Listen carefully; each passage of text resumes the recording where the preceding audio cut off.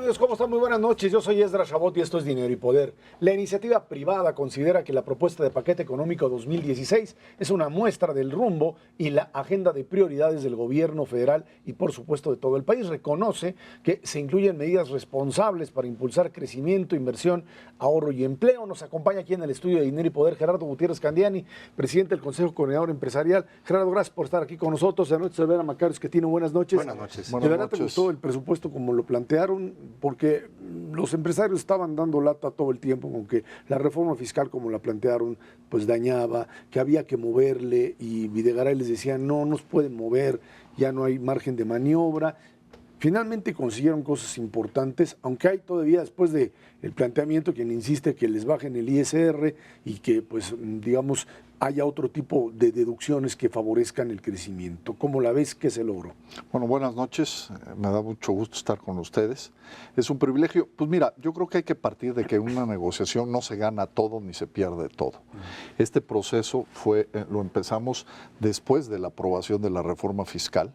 Como ustedes saben, además, durante el periodo el análisis de la reforma fiscal, nosotros activamos más de 16 mesas con cerca de 100 especialistas donde hicimos recomendaciones que luego fueron tomadas por el constituyente, por el Congreso, y hubo cerca de 42 modificaciones a la propuesta original.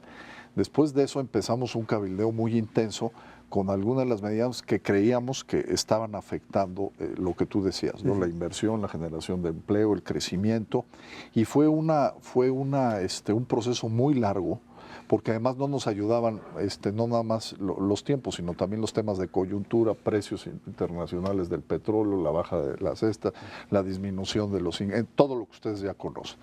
Entonces, sí fue una negociación muy larga, fue una negociación muy intensa, pero al final, dentro del paquete de medidas de política pública fiscales, creemos que se tomó gran parte de lo que creemos que nosotros que se debería de modificar. Hay quien decía que cuando el presidente de la República en el mensaje hablaba de el tema de los populismos, se refería, unos decían que a López Obrador, otros que a los gobernadores, que al Bronco, y decía, ¿no será que también le estaba mandando un mensaje a los empresarios de que pues hay que cobrar más impuestos porque si no, no va a alcanzar esto? Y el sector empresarial, pues si bien es cierto que defiende el tema macroeconómico y los equilibrios, insiste en que mucho de lo que está planteado por parte del gobierno federal pues termina por limitar el crecimiento de las empresas, del empleo eventualmente, y pues no impulsa la inversión. No, yo creo que el mensaje no era para nosotros, ¿no? Yo creo que sí estuvo muy claro para quién era.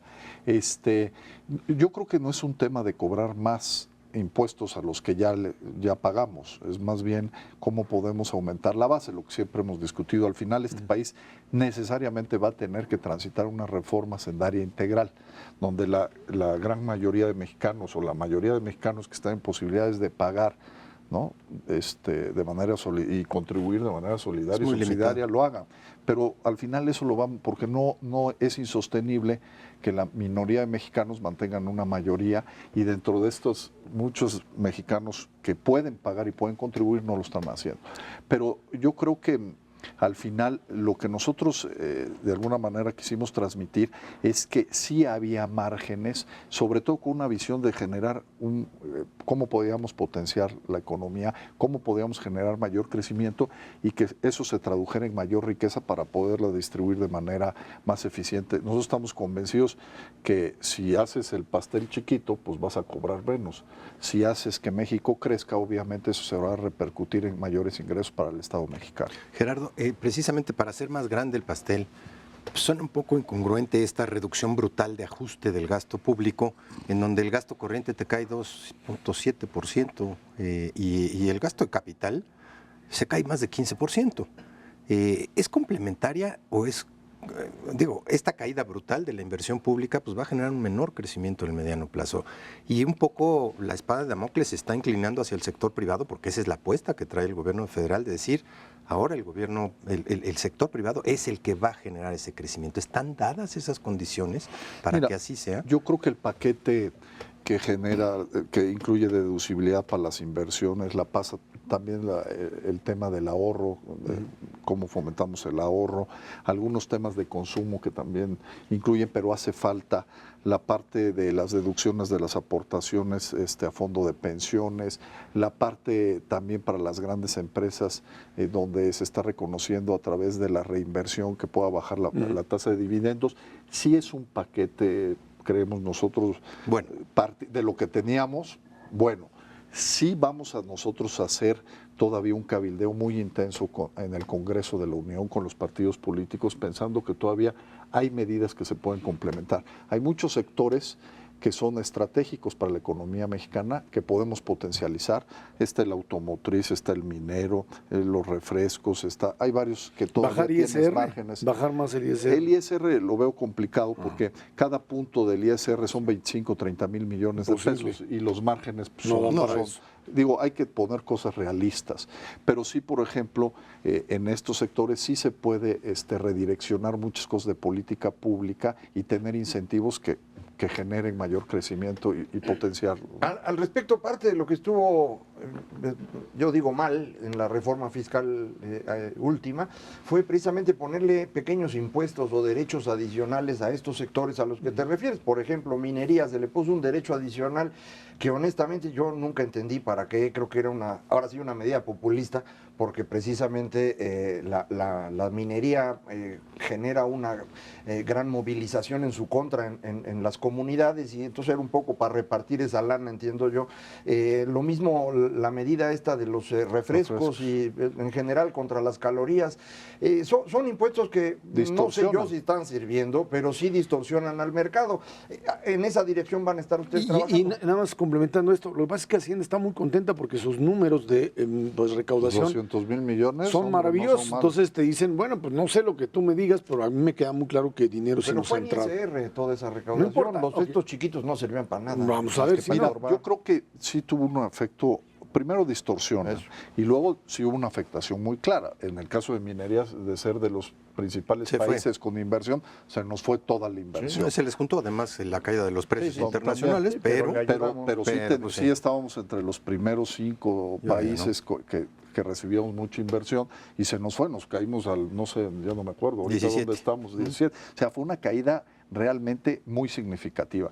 En el tema, otro tema sectorial, los automóviles. Los automóviles tenemos, sin reconocer el efecto inflacionario para la deducción, pues, muchísimos, traemos creo que 125,000 pesos de deducción en los automóviles, que realmente es absurdo, ni siquiera los utilitarios ya valen eso para el trabajo. Entonces nosotros lo que estamos tratando es de que se reconozcan la inflación y nos vayamos por lo menos a 250. Es más, inclusive por temas de seguridad, hay muchos coches que no tienen ni las medidas de seguridad que necesitan para poder trabajar a esos montos. El tema de los refrescos, pues el tema de los refrescos nos ponen un impuesto de $1, ¿no? A toda la industria, cuando lo que realmente se buscaba es que bajara el consumo y sobre todo, más que el consumo, también que se bajara, que hubiera un esfuerzo por parte de la industria de bajar los índices calóricos.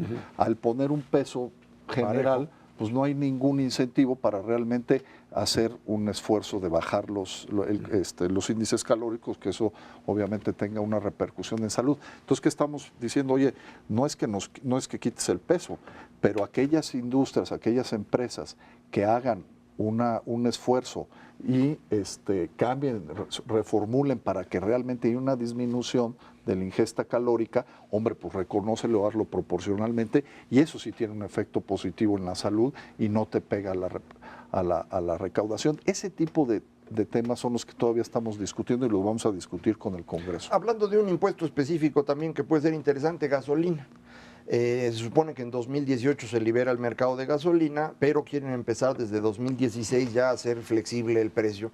Y la única forma con eso es que definan claramente un impuesto especial en gasolina y que digan el monto. ¿Eso se está discutiendo? ¿Ustedes traen alguna propuesta? Digo, parte de los 200,000 millones de pesos pues, es por el precio de la gasolina, eso está claro, ¿no? Ha sido, yo creo que el factor más importante que tenemos. Sí, es parte de lo que estamos discutiendo, cómo se va a liberar, qué fórmula se va a utilizar. Yo creo que al final fue un buen acierto el incremento de la gasolina, porque son de los subsidios que luego distorsionan.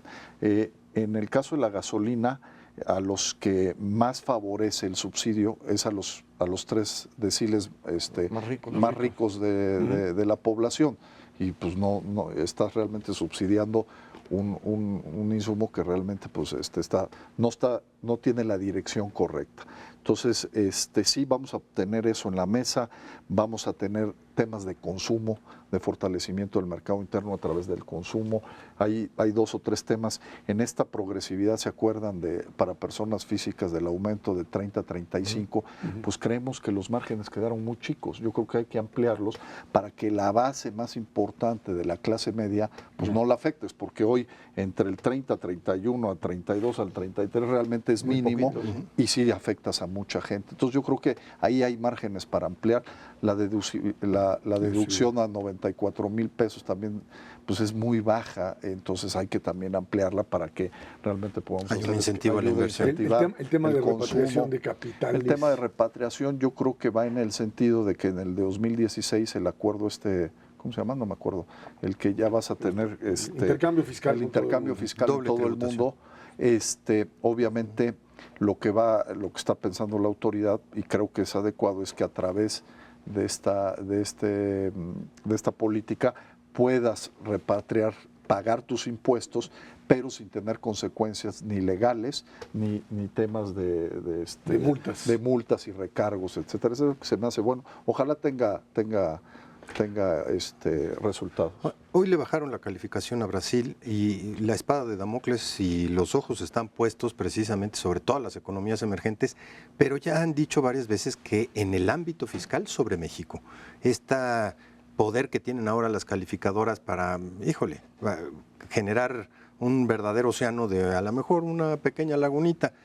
¿Lo ven con preocupación el Consejo Coordinador? ¿No es algo que les preocupe para el 2016? Yo creo que el presupuesto también responde mucho a esa lógica, ¿no? De cómo nos iban a calificar y cómo iban a responder los mercados. Mensajes al exterior. Yo creo que es un mensaje muy claro al exterior. El también tener un compromiso con bajar el déficit también da un buen mensaje. El que esperemos que así sea, el que vayan a proponer la reelección, bueno, no reelecciones de Agustín Carza, también da una muy buena señal. Yo creo que eso da mucha tranquilidad, por lo menos a nosotros nos da muchísima, y yo creo que a todo el país. Y a Agustín. Y a Agustín. Tranquilidad, pues imagínate. Sí, sobre todo a él, yo creo. Otros 6 años no son malos. No son malos. Pero yo creo que ese tipo de mensajes son los que responden a lo que tú dices, ¿no? Que al final hoy las calificadoras, si te bajan, pues eso te va a repercutir en tasas y eso te pega durísimo, ¿no? A las ahí finanzas. sí el tipo de cambio, créeme que es imposible predecir hasta dónde llegaría. Brasil tuvo una devaluación del 2,5% nada más por eso. Brasil trae un problema gravísimo porque al final, como todos sabemos, su economía está basada en los commodities. Los commodities y China. Y China, pues los principales países están en Rusia. Hablando de esto de más largo plazo, tú, Gerardo, llevas 4 años de gran liderazgo entre los empresarios. Han sido años difíciles, pero vienen años igualmente complicados, específicamente en lo relativo a finanzas públicas. ¿No ha pensado el sector empresarial en ir constituyendo cada vez grupos más sólidos en términos de planteamientos de largo plazo? Estoy pensando como en Estados Unidos y en otras partes del mundo, estos que llaman think tanks, grupos que estén proponiendo cosas mucho más revolucionarias, ¿no? Porque ahorita pues la discusión ha sido muéveme tantito este impuesto o tantito el otro. Y yo creo que vamos a tener que hacer cambios muchísimo más profundos. Algo que tú estés viendo hacia adelante. Sí, mira, nosotros tenemos una agenda que le llamamos la Agenda por México, que la construimos hace 3 años. Esa agenda está dividida en 2 grandes pilares. Uno, la parte de modernización económica, estabilidad macroeconómica, y la parte, obviamente, que tuvimos y empujamos el proceso de reformas estructurales. Ahí nosotros activamos más de 600, 700 especialistas en estos 3 años. Tenemos 15 comisiones permanentes de trabajo en el CC de los diferentes temas, que de ahí generamos política pública y propuestas de leyes y de modificaciones. Tenemos diferentes think tanks, como son el Céspedes, el Centro de Estudios Económicos del Sector Privado, IMCO y otras cuestiones que de alguna manera siempre estamos trabajando y generando propuestas. Y también lo que vamos a hacer es, ahorita la prioridad es la parte de fortalecimiento institucional del Estado mexicano, que creemos que es lo que nos falta. Esa es nuestra prioridad, nuestra visión de largo plazo: seguridad, justicia, Estado de Derecho, democracia y un combate irrestricto contra la corrupción y la impunidad. Bueno, pues ahí está el planteamiento empresarial, a ver qué resulta de la negociación. Luego los diputados y senadores le meten mano y termina peor el asunto, pero pues esperemos que no suceda así. En este caso son los diputados y vamos a estar trabajando con ellos. Gracias. Gracias. Gerardo Muy buenas Pérez, noches. presidente del Consejo Coordinador Empresarial. Vámonos a una pausa. Esto es Dinero y Poder.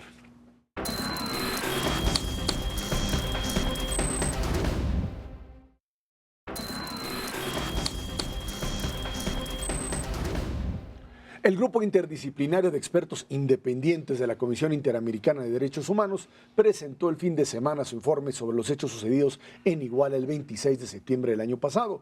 El grupo concluyó que los 43 normalistas desaparecidos no fueron calcinados, dicen, en el basurero de Cocula, como lo dijo la PGR. Dicen que hay enormes contradicciones entre el peritaje y las versiones dadas por los inculpados. El informe se centra también en un quinto camión que dicen no fue incluido en las investigaciones de la PGR y podría por ello estar vinculado al tema de narcotráfico. Bueno, yo creo que sin duda una de las formas que el gobierno de la República utilizó, después de haber comprado el conflicto como tal, hay que empezar diciendo, y creo que esto es importante recordarlo una y otra vez para evitar pues mitificaciones o inventos históricos, ya que les gusta eso a muchos, que el tema arranca con la presencia del crimen organizado en Guerrero, en la figura del propio presidente municipal de Iguala, el señor José Luis Abarca, y su esposa, señora Pineda.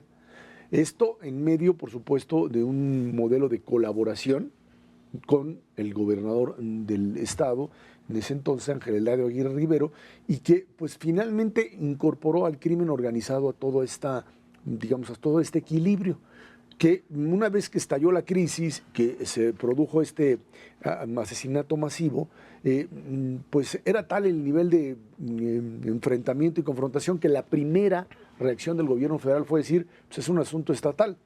Esto lo fue rebasando y en el momento en que por la necesidad específica de la gravedad del asunto entra el gobierno federal a actuar, en ese momento pues se le vende o se le incorpora, se le vuelve un problema específicamente al gobierno de Peña Nieto, y los sectores del PRD, de Nueva Izquierda, que estuvieron ahí vinculados y con el problema, pues quedan a un lado, y esto se le empieza a cargar al gobierno federal. En medio de esto aparece pues lo que es el dictamen de un montón de peritos de la Procuraduría, expertos, un grupo incluso de especialistas argentinos que llegan y dictaminan que pues en ese basurero allá en Cocula pudo haberse dado, o no pudo, se dio, porque ahí estaban incluso parte de las pruebas. Uno fue identificado allá en Innsbruck, en Austria, como uno de los estudiantes desaparecidos.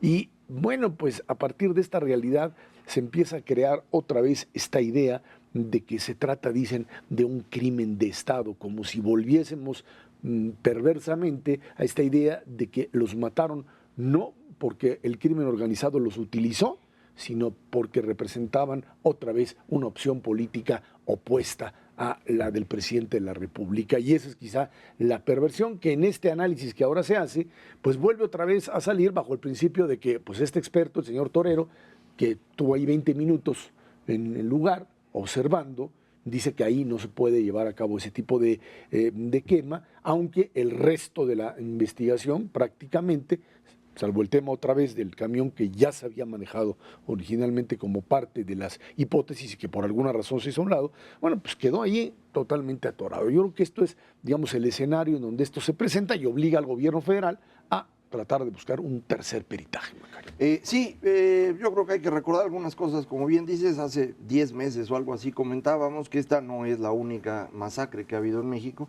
no es la única en la que está involucrada la policía local, sobre todo, pero esta fue la que tuvo un mayor impacto político porque ocurre con personas involucradas en estas grandes redes de apoyo entre grupos radicales en México e internacionalmente que les permiten mantener esto como un tema de los medios, mucho más que lo que ocurrió en otros lugares del país en otros momentos.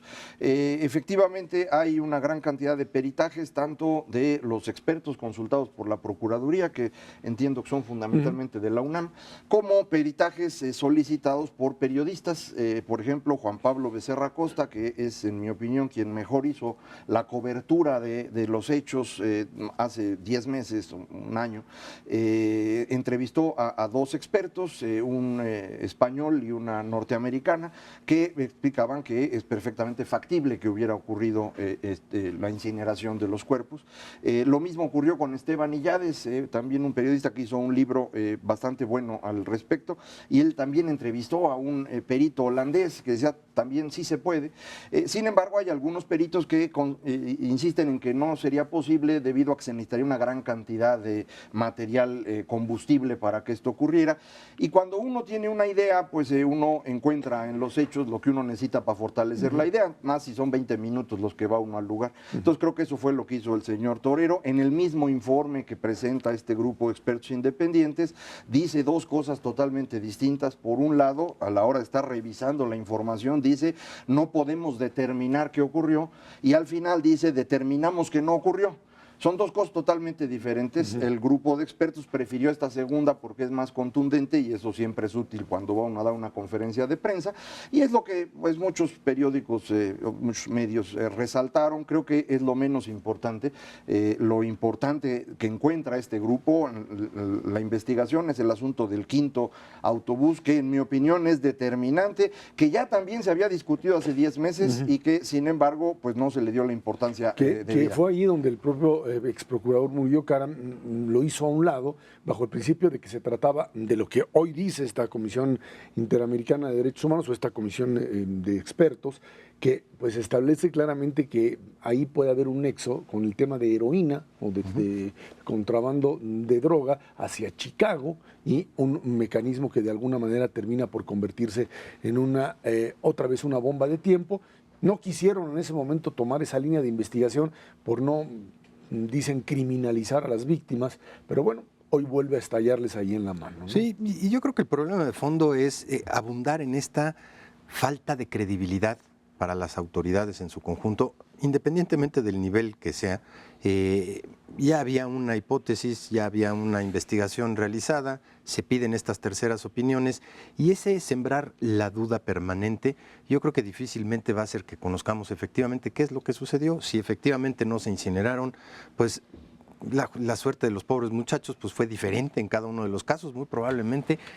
Híjole, va a ser prácticamente imposible conocer efectivamente cuál va a ser la verdad. Y en ese contexto el presidente se vuelve a ofrecer, a recibir a los padres, que no sé en qué vaya a abundar. La verdad de las cosas es que no, es volver a asumir una responsabilidad, suponer que no existe un gabinete que pueda atender ese tipo de asuntos y abrir la puerta para que prácticamente todos los conflictos vayan a recaer específicamente sobre la figura presidencial, en aras de algo que es verdaderamente imposible, que es recuperar la credibilidad perdida, porque no solamente es el evento de Ayotzinapa, se acumularon una serie de eventos durante los últimos 10 meses desafortunados en términos de afectar precisamente eso, la credibilidad de un gobierno federal, de un gabinete, la credibilidad de las autoridades estatales y de las propias municipales.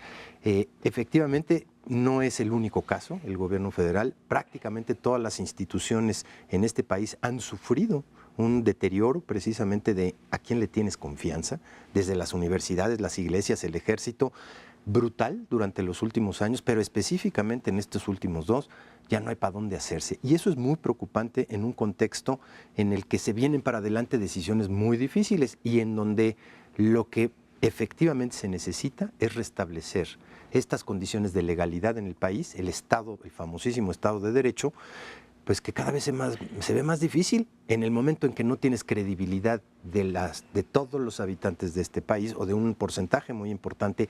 Restablecer el Estado de Derecho te va a costar todavía muchísimo más trabajo. Ahora, hay un tema que pues incluso la dirigencia perredista en su momento y muchos sectores dicen, un momentito, se trataba de crimen organizado, por lo tanto es una responsabilidad federal. Aquí tendríamos que remontarnos a este mecanismo dentro del cual pues el gobierno del Estado tendría que haber en algún momento, digamos, llevado a cabo la investigación o conocer de lo que ahí estaba sucediendo y manejarlo como parte de esta pues línea de comunicación que tiene que haber entre el gobierno del Estado, en este caso Guerrero, y el gobierno federal.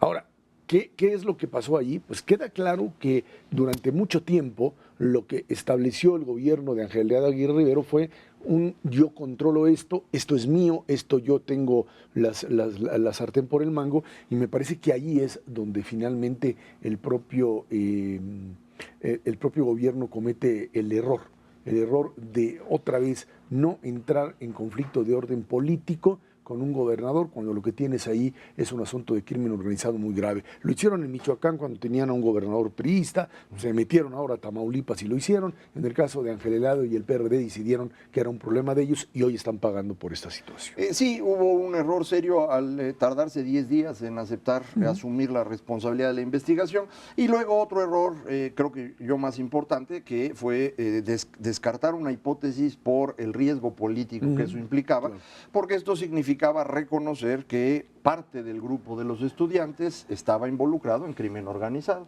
porque al menos uno de ellos sabía a qué iban, e iban por ese quinto autobús, donde había goma de opio o probablemente ya heroína procesada, porque formaba parte de un grupo criminal llamado Los Rojos, que quería quitarle la plaza a Guerreros Unidos, que era la que controlaba ahí y que era, pues digamos, controlada por el presidente municipal. Esa es la razón por la cual este joven, aparentemente el líder que sabía esto, es el que es desollado vivo. No es asesinado como los demás simplemente, sino que se da con toda claridad que hay un problema mucho más serio.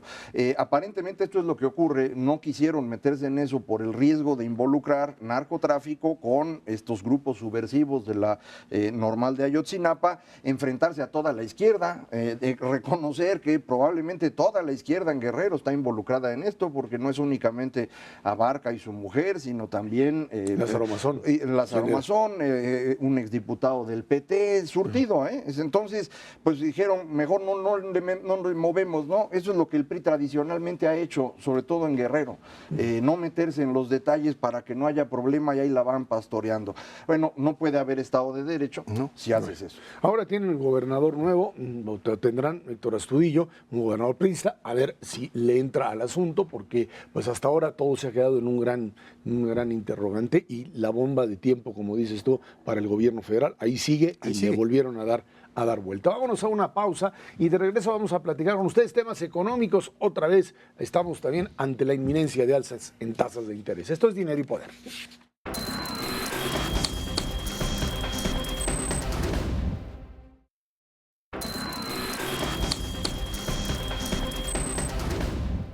El pasado martes, la Secretaría de Hacienda presentó el paquete económico 2016. Contempla un crecimiento del PIB entre 2.6 y 3.6%. El precio del barril del petróleo lo pusieron a $50, por supuesto con su seguro a 49. Un tipo de cambio muy optimista, 15 pesos 70 centavos, y reducir el déficit de 1 a 0.5%. Esto, por supuesto, quitándole el tema inversión. También prevé una reducción del gasto programable, gasto de las secretarías de Estado, por 220,000 millones de pesos. A esto le llaman presupuesto base cero. O sea, o que empezaron o trataron de armar un presupuesto base cero. Pues parece que, ahora sí que recortes sustanciales, en algunos casos no se dieron, en otros sí, y pues hay quien insiste en que pues esto tendría de alguna manera que continuarse en el propio Congreso, tratando de afinar en dónde se puede realmente reducir, y bueno, a ver también si las fuerzas políticas permiten que determinados programas desaparezcan en esto.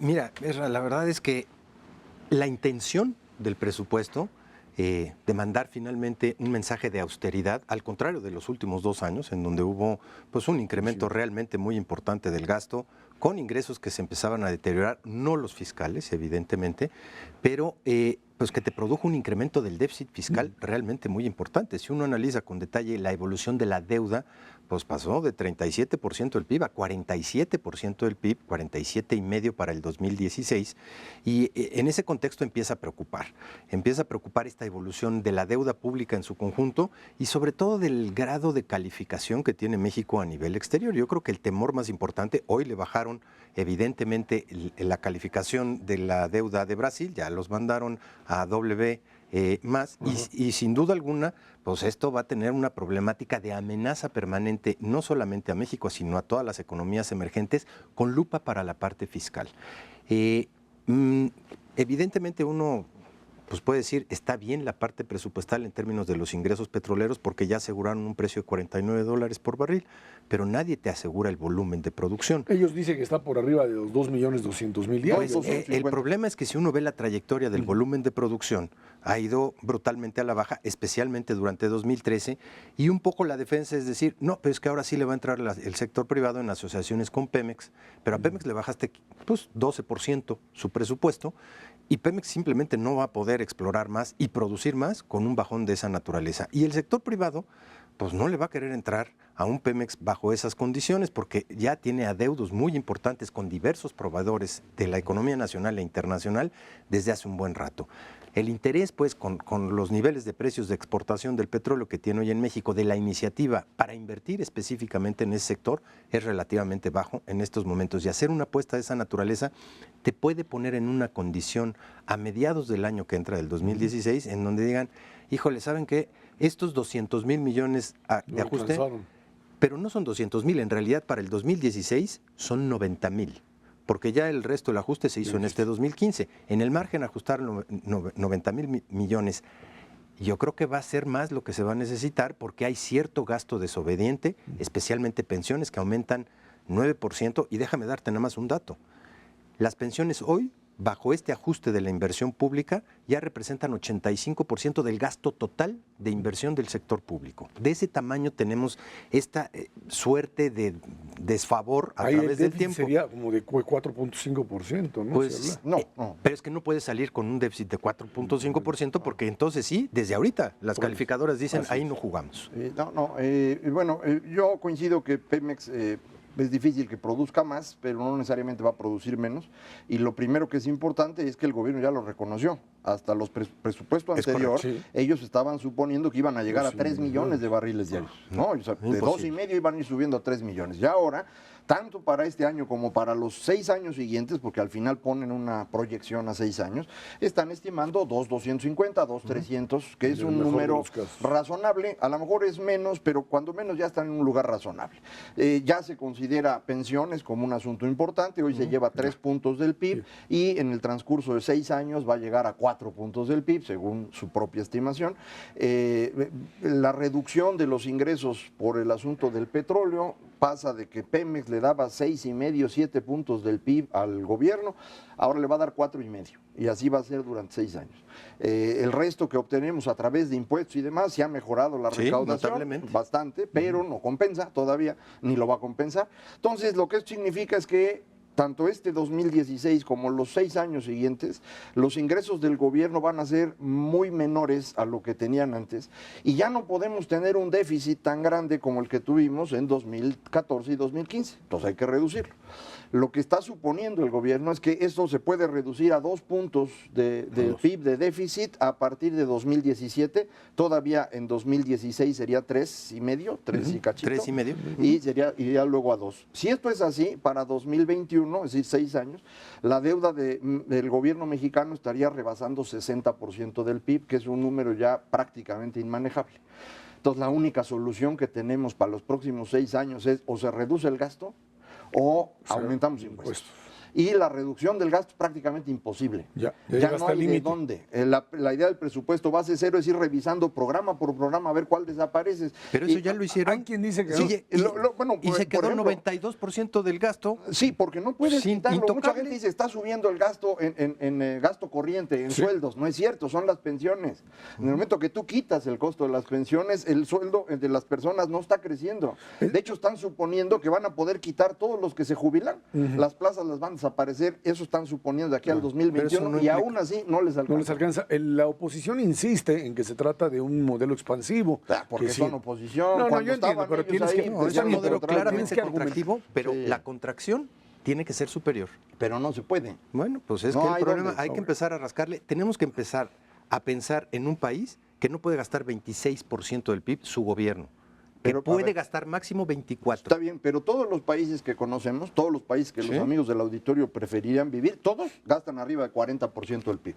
Pero Entonces, tienen si un nosotros- sistema impositivo Por que eso sí está graba bien. alimentos y Esa medicinas. es la otra alternativa. Pues o sí. subimos impuestos Pero o esa ya bajamos la gasto. desecharon. Entonces no se puede. Es decir, No aquí se puede. el asunto es no puedes quedarte como estás. Ahora, esto estaría ligado también a una nueva redefinición de transferencias a los gobiernos de los estados, por ejemplo, en un nuevo esquema, y el otro que es el utilizar los remanentes de Banco de México para matar deuda, o sea, para tratar de voltearte al escenario internacional y decir, México sí tiene Pues eso, solidez, son vengan 30,000 millones de capitales. dólares. Ya sé, bueno, pues eso es lo que está manejando 30,000 el gobierno. millones de Sí, pesos, sí, son 3,000 millones de Sí, dólares. y Pues son sí. cosas que te sirven, por ejemplo, para el próximo año. O sea, 2016, como luego que era no la es capeas, permanente. pero luego viene el 17 y luego el eso es lo peor. 18. Y el asunto es que no se ha resuelto el problema. Yo hice la estimación de qué tendrías que hacer y para llegar a 2021 sin quebrar, sin que se te vaya la deuda más allá de 60 y sin hacer incremento de impuestos, la reducción del gasto en las cosas donde puedes reducir tiene que ser de 75%. Eso es imposible, eso no puede ocurrir, no hay manera. Entonces, en serio, o repensamos qué debe hacer el gobierno y, por ejemplo, le quitamos un cacho de educación o le quitamos un cacho de salud. Eso tampoco va a pasar. O le subimos a los impuestos. Lo que ustedes prefieran, pero no, ya Ahora, no hay manera de seguir. no hay una como- sola mención en el presupuesto de otros impuestos, porque decimos impuestos y lo primero que pensamos es IVA e ISR. No hay una sola mención del esfuerzo que tienen que hacer los estados y municipios para recaudar un poquito más. En predial tenemos un potencial de cuando menos 2 puntos del PIB. 2 puntos del PIB nos pasarían los ingresos totales de la administración pública, incluyendo a la de los estados, de 21.6 A 23. a 23. Y ya con eso no tienes que hacer Ya déficit. con eso no tienes que hacer déficit y es un enorme. Pero no hay una sola mención. México recauda 0.6% del PIB en predial. El promedio de la OCDE está en 2.6%. El promedio, pero hay países que recolectan muchísimos. Y si hay algún impuesto progresivo, es precisamente el predial. En términos de la superficie y de las colonias, y lo puedes hacer perfectamente diferenciado. ¿Por qué no cobramos predial?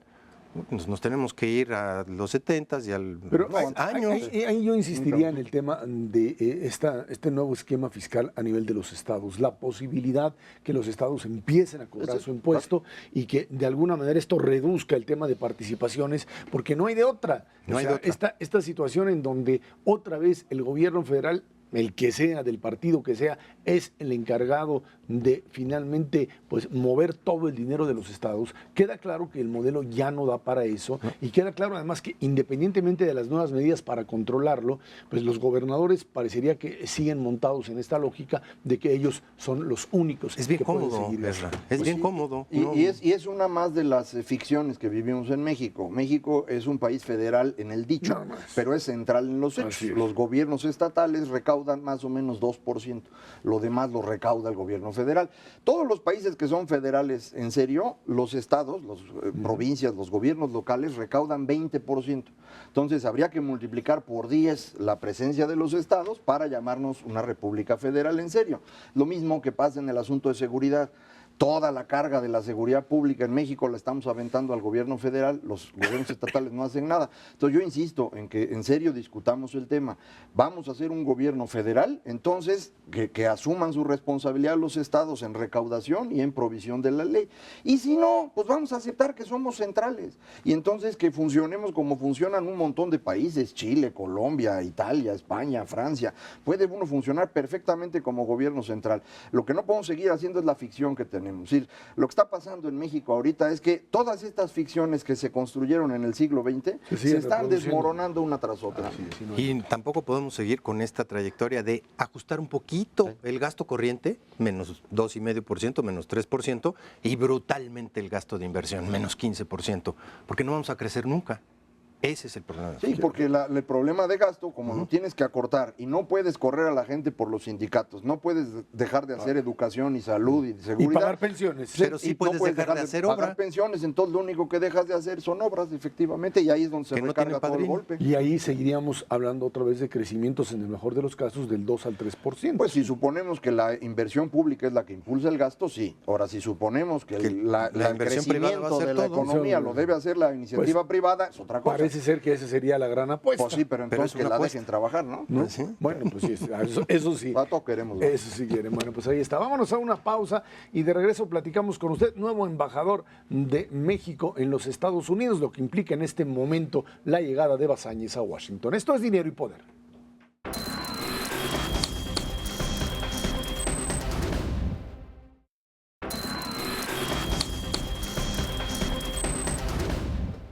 El nuevo embajador de México en los Estados Unidos, Miguel Bazáñez, tiene enfrente grandes retos. Los principales son comerciales, financieros, tráfico de armas, combate a la delincuencia organizada, sobre todo el tema de inmigración y salvaguardar los derechos de los mexicanos que viven en aquella nación. Bueno, pues ahí está el nombre de Miguel Bazáñez, alguien que pues había estado desde hace mucho tiempo dentro de lo que sería este círculo de el poder en Estados Unidos, dándole vuelta a los temas de México, y después de un periodo relativamente importante de vacío, de ausencia de embajador de México en Washington, aparece la figura de Bazáñez en un momento en donde pues el asunto se complica, y se complica tanto por el escenario internacional en términos económicos, que ya hemos mencionado una y otra vez, pero también por el tema de la sucesión presidencial en los Estados Unidos, en donde la figura de Trump y el manejo de este modelo populista de derecha norteamericano que prende y tiene pues capacidad de incorporar a varios sectores, por una parte,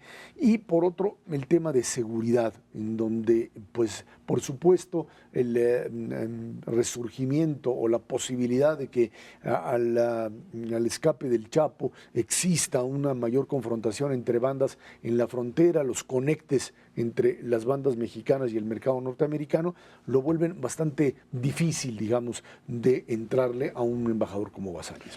Sí, él viene más de este círculo académico político, no es exclusivamente académico, porque estaba en la escuela Fletcher, tenía una relación importante con los grupos políticos de Estados Unidos, muy reconocido allá, eso es útil. Ha sido político aquí en México, eso también sirve, pero específicamente el trabajo de embajador pues no lo había realizado, y eso es lo que mucho le criticaron los senadores. De cualquier manera, a final de cuentas, lo ratificaron como embajador. Yo creo que tú preguntabas en el primer bloque si el asunto el mensaje de populista no era para otros. Yo creo que el mensaje, la crítica al populismo del presidente Peña Nieto es para Donald Trump, porque ahí es donde realmente está el problema. Él puede ganar, ya no está pasando como nos pasó con el precio del dólar al final del año pasado, que dijimos, no, pues al rato se regresa, y ya ves lo que pasó. Y luego dijimos lo mismo, Trump para fines del verano ya se cayó. Pues no solo no se cayó, sino que va tendido. Y es probable que sea candidato. Y si es candidato, es probable que gane. Sobre todo si del otro lado va Hillary, que no está en una situación complicada. Diría el dicho popular que se te haga la boca chicharrón. Pues pero sí, bueno, pero igual gana. Y entonces con esos bueyes hay que arar, como decía Lenin. Entonces, eso es lo que va a tener que hacer Bazáñez. Va a requerir un trabajo bien importante. Él dijo en su presencia en el Senado que el señor Trump iba a pedir disculpas a los mexicanos.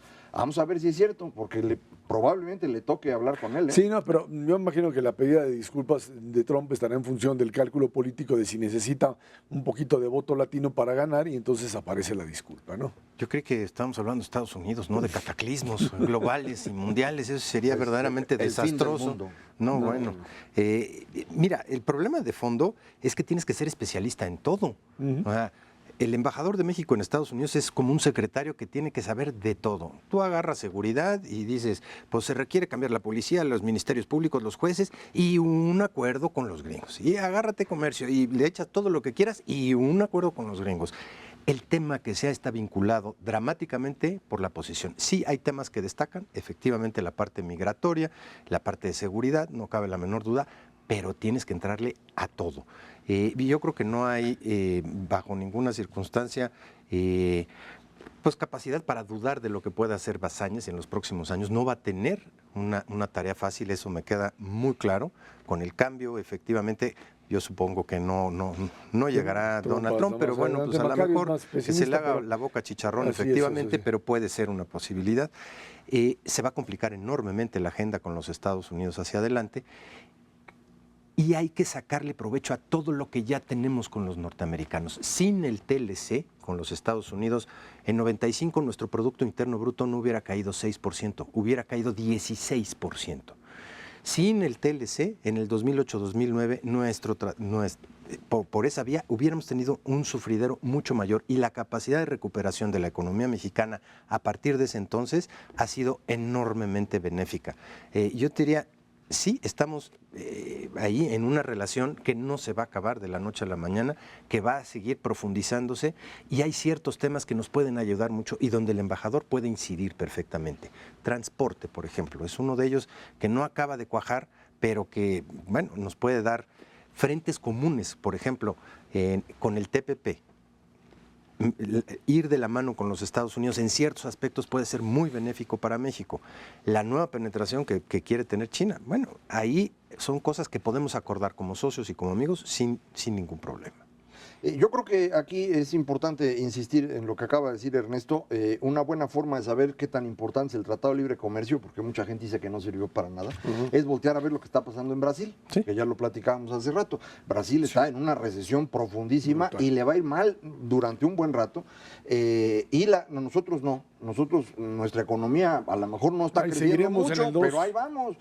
Aquellos están contrayendo, y están contrayendo porque la situación económica global es muy compleja. En su sector industrial, 8%. Sí, fue 9%, sí, exactamente, la caída en este mes. Es una contracción muy seria. Nosotros, por el Tratado de Libre Comercio, podemos estarnos moviendo en otra dinámica. El asunto automotriz, que es fundamental en el caso mexicano. Pero también en el caso de frutas, verduras y legumbres, que exportamos de todo y somos el primer introductor de casi todos los productos a Estados Unidos, podríamos vender más si efectivamente el transporte pudiera funcionar mejor, sobre todo porque los pasos a Estados Unidos, aunque le hemos invertido más nosotros que ellos, porque como parte de sus ajustes presupuestales, acuérdense que ellos tienen un problema presupuestal serio, han estado reduciendo mucho la inversión en la frontera para hacer nuevos pasos, para hacer recintos fiscales cerrados, aduanales en otras partes de México, para que puedan ya salir directo hacia allá. Entonces, sí se requiere un trabajo serio, no únicamente en asunto de migración o narcotráfico, que es lo que todo el mundo tiene en la cabeza.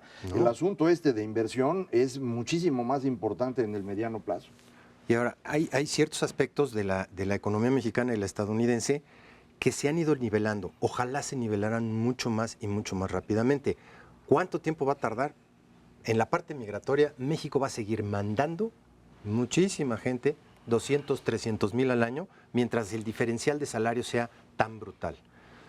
Ya no tanto en ciertas zonas del país. El diferencial salarial, por ejemplo, en la zona de Monterrey o en el Distrito Federal, vis a vis el salario promedio de los Estados Unidos, ya no está tan lejano. Pero esta parte va a seguir transitando. Estados Unidos va a seguir mandando mucho capital a México, mientras los rendimientos en México sean mucho más altos. Eso tiende a compensarse a través del tiempo.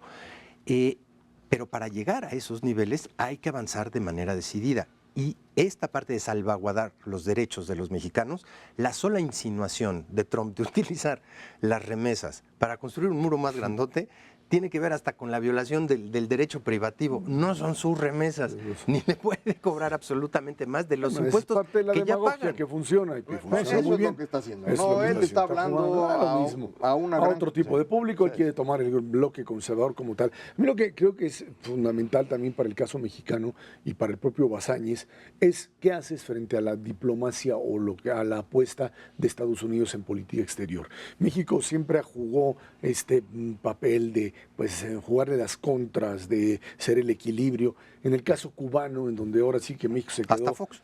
Hasta Ahí sí ya no. Ahí está, pero finalmente los americanos resolvieron el asunto de Cuba de otra manera. Aquí yo creo que es importante otra vez regresar a esta lógica de que pues se tiene que utilizar la diplomacia mexicana y el apoyo eventual a políticas de Estados Unidos en función de eso, de beneficiar a los mexicanos allá, de encontrar la utilidad pragmática, práctica de una política exterior que te permita de alguna manera pues recibir el beneficio de ponerte al lado de los Estados Unidos. Y creo que eso es lo que hacen todos los países, y en México todavía, por eso es que dicen que no mandan personal de carrera de la Cancillería a la Embajada de Washington, porque pues no es su manejo, su concepto de la realidad no checa con lo que México necesita, ¿no? Eso yo estaría totalmente de acuerdo. La política exterior en buena medida es política interior. Estados Unidos, por ejemplo, su forma de actuar en el mundo depende mucho de lo que necesita en su mercado político interno.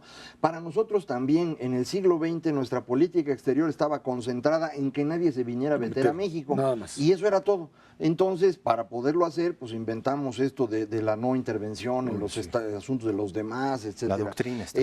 Esto creo que no tiene sentido, y por eso efectivamente tú necesitas gente totalmente distinta para que participe en la diplomacia, sobre todo con Estados Unidos. Sí necesitamos, en materia de relaciones exteriores, hacer una transformación profunda. Se intentó en tiempos de Fox, pero después nos regresamos el trabajo de lobbying, o sea, de meterse los grupos de poder en Estados Unidos, que es ahí finalmente donde a lo se mejor eso lo decide puede la hacer acción. Bazañez mejor, porque él sí eso conoce conoce, esos Ahora hay que ámbitos, verlo ¿no? también desde la óptica de las duplas. Y la embajadora de Estados Unidos en México, ¿cómo va a funcionar con el embajador mexicano? Ahí te mandaron el mensaje muy claro. Jacobson es ahora sí que la primera línea para América Latina, y ahora la tienes aquí como embajadora. Neto Cervera Macarios, que tiene muchísimas gracias. Gracias a usted que nos ve y nos escucha aquí todos los jueves a las 10 de la noche en Canal 11 Dinero y Poder. Estamos en la radio, Noticias MBS en el 102.5 del FM, de lunes a viernes de 5 a 7 de la tarde. Por esa parte, muchas gracias y muy buenas noches.